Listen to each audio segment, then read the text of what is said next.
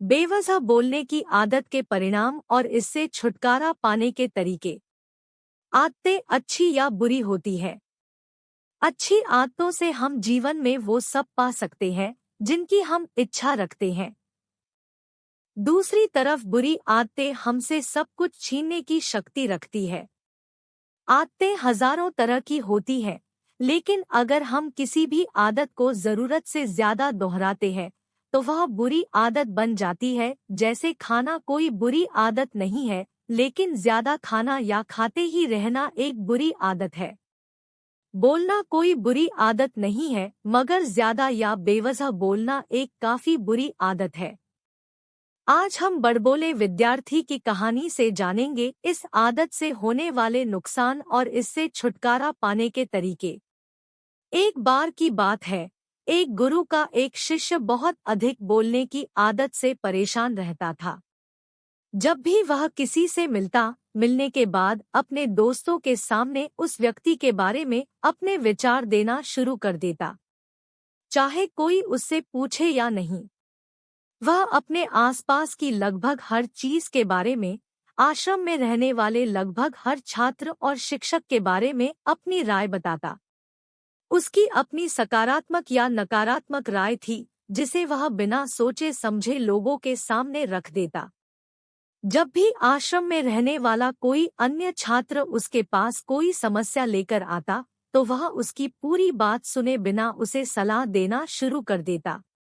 वह अक्सर अपने दोस्तों से कहता रहता था कि तुम इस काम को ऐसे करो, वह काम ऐसे ही करना चाहिए। उसे अपने आसपास की चीजों के बारे में जो भी आधा अधूरा ज्ञान था, वह बीच बीच में गपशप के दौरान बात करके उस ज्ञान का ढोंग करता था। उसकी इन्हीं हरकतों के कारण आश्रम के किसी भी छात्र या शिक्षक कभी उसे गंभीरता से नहीं लेते। अक्सर उसके साथ पढ़ने वाले छात्र उससे दूर रहने की कोशिश करते थे, क्योंकि वह उन्हें हर बात पर सलाह देता था। कोई नहीं चाहता था कि वह उनका दोस्त बने, हर कोई उससे दूर रहना पसंद करता था, और अक्सर आश्रम में रहने वाले अन्य छात्र उसकी पीठ पीछे उसकी इन आदतों के लिए उसका मजाक उड़ाते थे। वह लड़का खुद भी जानता था कि उसके बहुत बोलने की आदत के कारण उसे कोई पसंद नहीं करता। वह भी इस आदत को बदलना चाहता था, लेकिन चाहकर भी हर बात पर अपनी राय देने की आदत नहीं छोड़ पाता था। एक दिन वह अपने गुरु के पास गया और अपनी सारी समस्या गुरु को बताई। गुरु ने कहा, बेटा, वही व्यक्ति जरूरत से अधिक बोलता है जो सोचता है कि वह सब कुछ जानता है। ऐसा व्यक्ति जो मानता है कि वह बहुत कम जानता है और अभी भी बहुत कुछ सीखना है, वह कभी भी अधिक नहीं बोलता है और न ही अपनी राय देता है। तो पहले अपने अंदर से यह अभिमान दूर करो कि तुम सब कुछ जानते हो। शिष्य ने गुरु के सामने सिर झुकाया। गुरु ने कहा, बेटा, मैं एक दिन में आपकी बहुत ज्यादा बात करने की आदत एकदम से खत्म नहीं होगी। आपको धीरे धीरे अपने अंदर से ये आदत खत्म करनी होगी। लेकिन मैं तुमको यह जरूर बता सकता हूँ कि तुम्हें किन मौकों पर चुप रहना चाहिए ताकि तुम खुद को दुखी होने और किसी बड़ी परेशानी में पड़ने से बच सको। शिष्य ने गुरु की बात से सहमत होते हुए हाँ में सिर हिलाया। गुरु ने कहा, बेटा, इन 5 अवसरों पर प्रत्येक व्यक्ति को अपना मुंह बंद रखना चाहिए।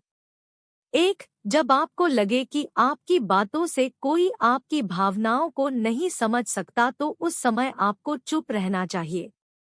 अक्सर हम अपने दुख दर्द लोगों को बताना शुरू कर देते हैं, जबकि हमारे आसपास रहने वाले ज्यादातर लोगों को इस बात से कोई फर्क नहीं पड़ता कि हमारे जीवन में क्या चल रहा है। हर व्यक्ति को केवल अपनी परवाह है, वह केवल अपने बारे में बात करना चाहता है, वह केवल अपने बारे में सुनना चाहता है। उसे हमारे जीवन की परेशानियों की परवाह नहीं होती और वह हमारे बारे में सुनना नहीं चाहता है। वह आपकी दुखद कहानी 1 या 2 बार सुन सकता है, लेकिन उसके बाद वह आपसे दूर भागना शुरू कर देगा, क्योंकि कोई भी दुखी होना पसंद नहीं करता है। किसी को भी एक उदास और असहाय व्यक्ति के साथ नहीं चाहिए होता है। इसलिए अपने कुछ करीबी दोस्तों और परिवार के अलावा किसी को भी अपनी परेशानी कभी न बताएं, क्योंकि अक्सर वे आपकी बातों को समझने के बजाय उनका मजाक उड़ाते हैं। दूसरा, जब आपको नहीं पता कि किसी विशेष अवसर पर क्या कहना है या आपको किसी विशेष घटना के बारे में केवल आधा अधूरा ज्ञान है, तो ऐसे अवसर पर भी आपको चुप रहना चाहिए। ऐसा व्यक्ति जो आधा अधूरा ज्ञान होने के बाद भी उस विषय पर बात करता है, वह अक्सर उपहास का पात्र बन जाता है। ऐसे व्यक्ति को कोई भी गंभीरता से नहीं लेता है। केवल वही व्यक्ति अपनी बात प्रभावी ढंग से रख सकता है जिसे उस विशेष घटना या विषय का गहरा ज्ञान हो।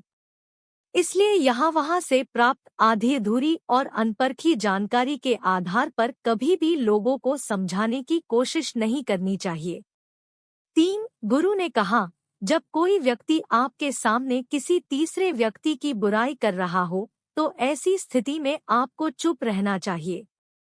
आपको कभी भी ऐसी नकारात्मक बातचीत का हिस्सा नहीं बनना चाहिए, क्योंकि आज वह व्यक्ति जो कर रहा है आपके सामने किसी तीसरे व्यक्ति की बुराई, कल किसी और के सामने आपकी भी बुराई करेगा, और इस बात की अधिक संभावना है कि आज आपने जिस तीसरे व्यक्ति की बुराई की है उसे भी इस बात का पता चल जाते तो आप पर ही मुसीबत आ सकती है। इसलिए जब भी कोई किसी दूसरे व्यक्ति की बुराई करे या उसके गलत समय का मजाक उड़ाए, तो आपको बस उसकी बात सुननी है, अपनी कोई राय नहीं देनी है।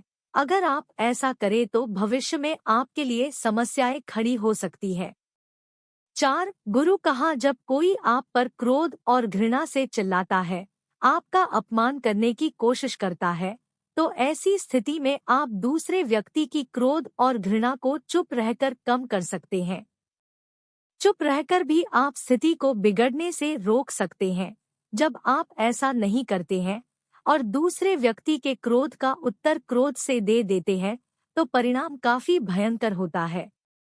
यदि आप उस समय चुप रहते हैं, तो यह बात उस क्रोधी व्यक्ति के दिल में महसूस होती है।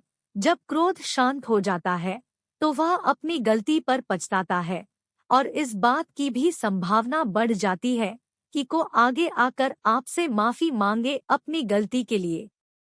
और अगर वह माफी नहीं मांगता है, तो वह अंदर से दोषी महसूस करने लगता है, और फिर अगली बार आप पर गुस्सा करने या नफरत करने से पहले कई बार सोचता है।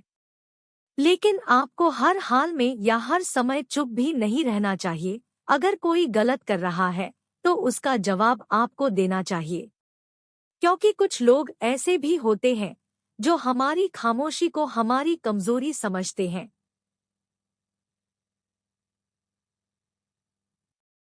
गुस्से में चुप रहने का यह तरीका केवल परिवार, करीबी रिश्तेदारों और कुछ करीबी दोस्तों के लिए ही सही है, हर इंसान के लिए नहीं।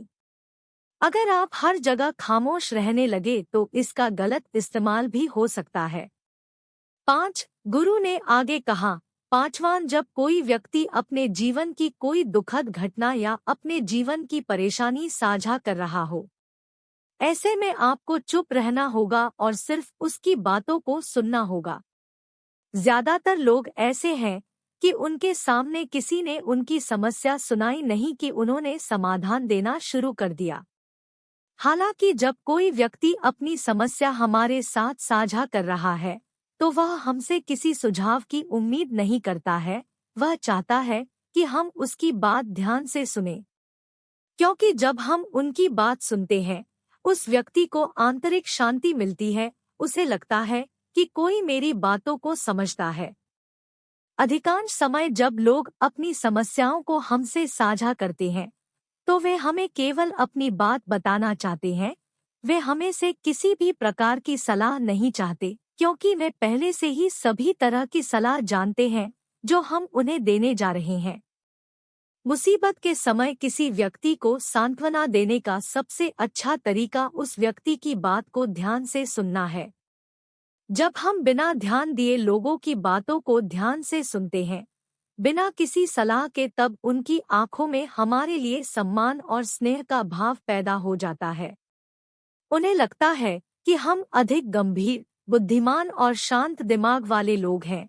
इसलिए अब जब भी कोई अगली बार आपको अपनी समस्या बताए, तो बस उसकी बातों को ध्यान से सुने और जब तक वह आपसे न मांगे उसे किसी प्रकार की सलाह न दे। गुरु ने कहा, मेरी एक बात हमेशा याद रखना, जब आप कम बोलते हैं तो लोग आपकी ओर अधिक आकर्षित होते हैं कि आप कौन हैं और आप क्या सोचते हैं। शिष्य ने हाँ में सिर हिलाया। शिष्य अब गुरु के शब्दों को समझ गया था कि किन परिस्थितियों में उसे चुप रहना चाहिए। उसने यह भी सीखा था कि कम बोलने से वह आश्रम में अपनी प्रतिष्ठा वापस पा सकते हैं। उसने गुरु को धन्यवाद दिया और वहां से चले गए।